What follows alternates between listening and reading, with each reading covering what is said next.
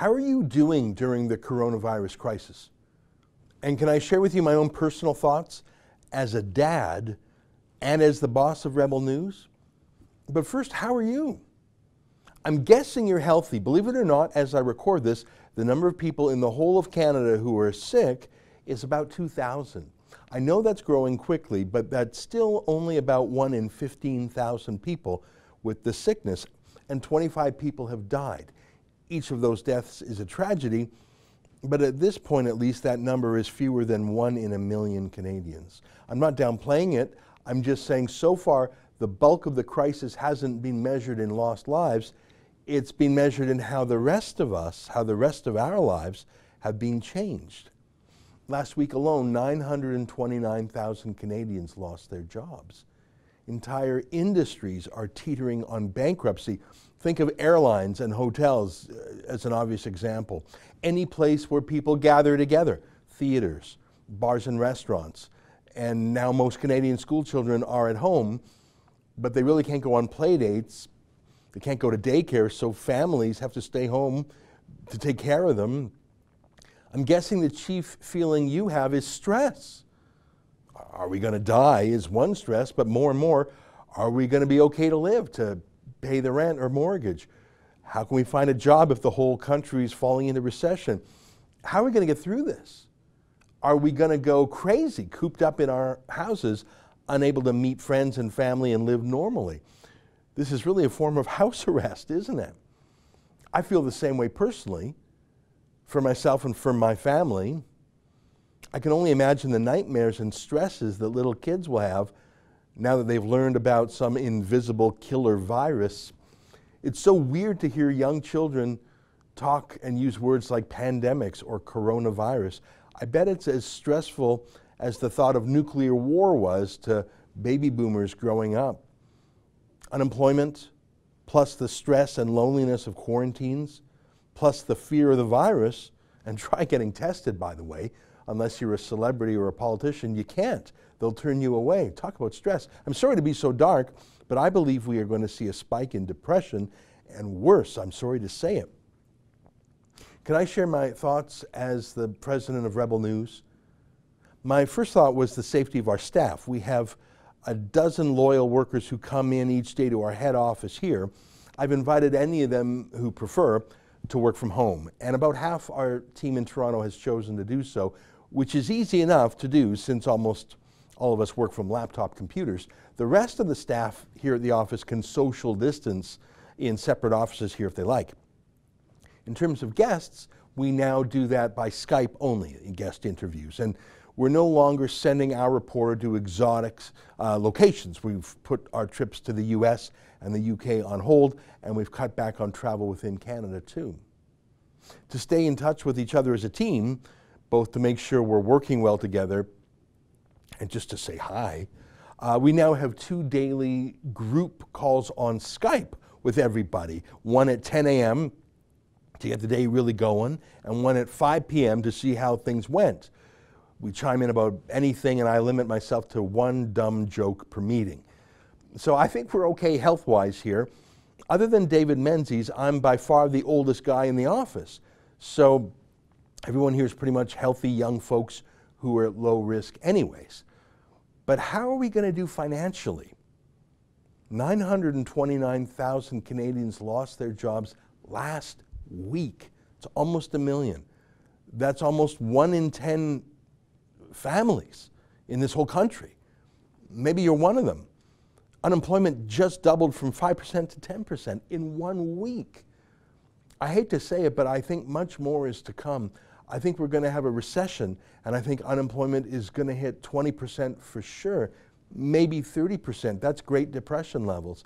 I don't want that to happen, but I think we were heading into a recession already, especially with all the railroad blockades and Trudeau canceling all the oil sands projects and pipelines. And now this. I can't even believe it. Incredibly, just last week, Justin Trudeau made it easier for low-wage foreign workers to come to Canada. He made it easier for foreign workers to come and compete for jobs. Why would he do that? I don't understand. So I'm worried about the world, and I'm worried about our country. And I'm worried about you because I'm human, and because unlike the CBC state broadcaster, we depend on our viewers to keep us strong. So if our viewers are hurting, that will affect us directly. Parliament is giving itself a raise next week. Did you know that? What, your local Conservative MP didn't tell you? So they'll be fine in Parliament, and the CBC will be fine. And frankly, supporting Rebel News, although I think it's important to the country, it's obviously not as important as paying your rent and groceries and gas money. So I'm afraid there will be many families who make the choice to cut discretionary spending, like us. Makes sense, family first. But I also know that what we're doing, providing independent journalism, telling the other side of the story, as our motto says, is more important now than ever. And that's what we do. Even in the past week, groundbreaking stuff.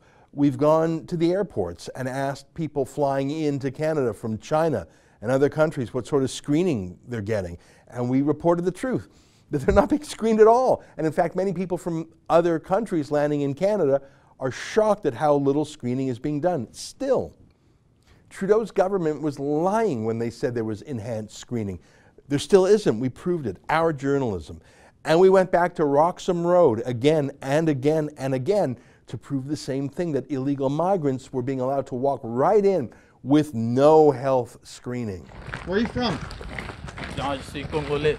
The Congo? Ouais. In fact, it was only after Kean Bexty recorded this exclusive footage that the RCMP finally closed the border.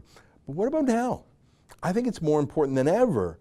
What civil liberties is Trudeau going to try to crush in the months ahead? Will he try and short-circuit Parliament and take more powers to himself? He's hinting at it, and so is his cabinet. Why would your government think it's a good idea to propose a bill to broadly tax and spend without parliamentary approval until December 2021? Many opposition members say they can't support this overreach. Why would you bring politics into a pandemic?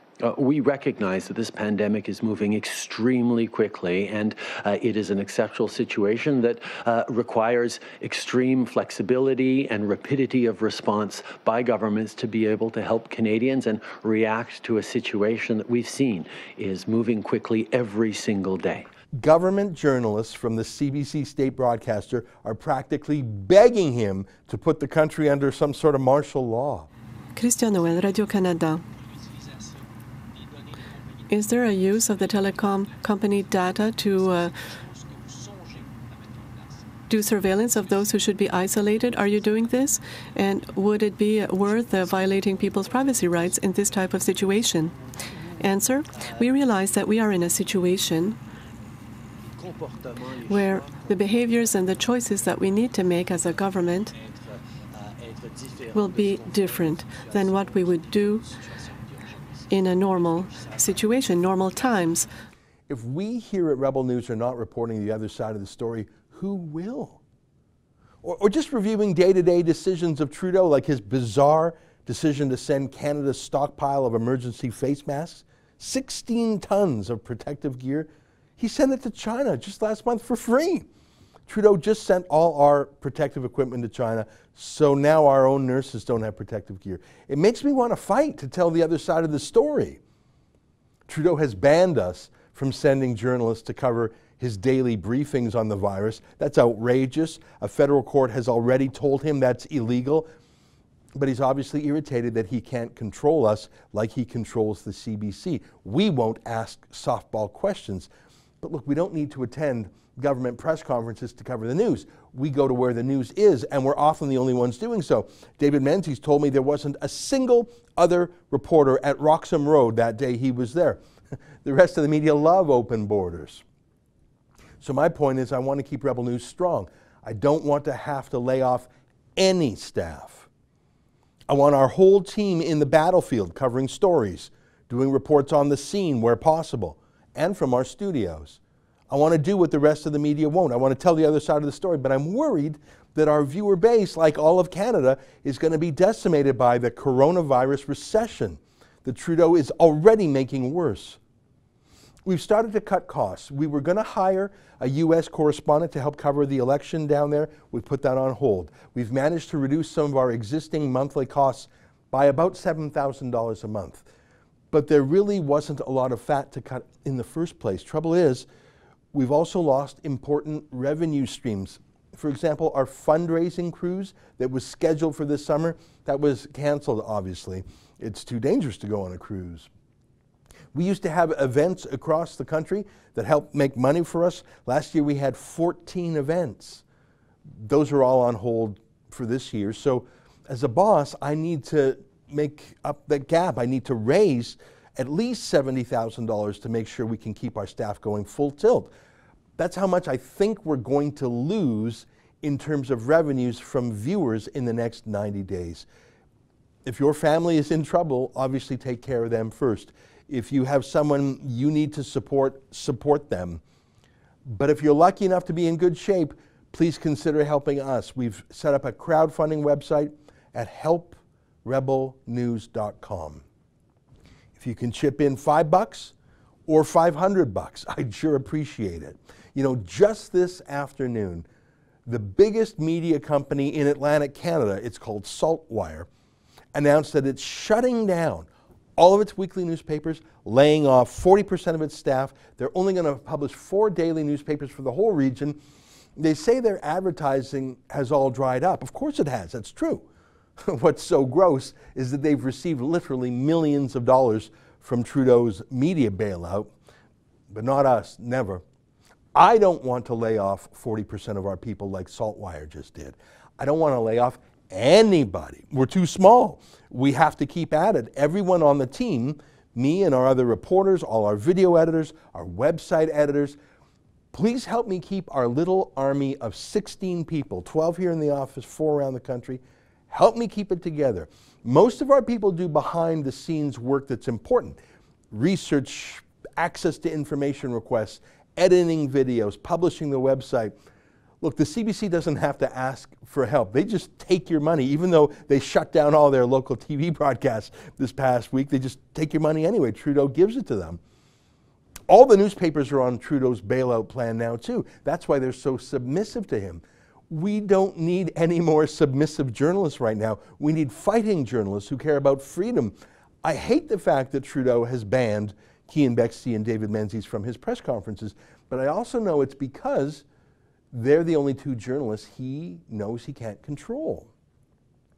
So please help me out if you can. I promise I'll use the money to keep David and Cian and Sheila and our whole behind-the-scenes team going full tilt. If you give us the tools, we'll finish the job.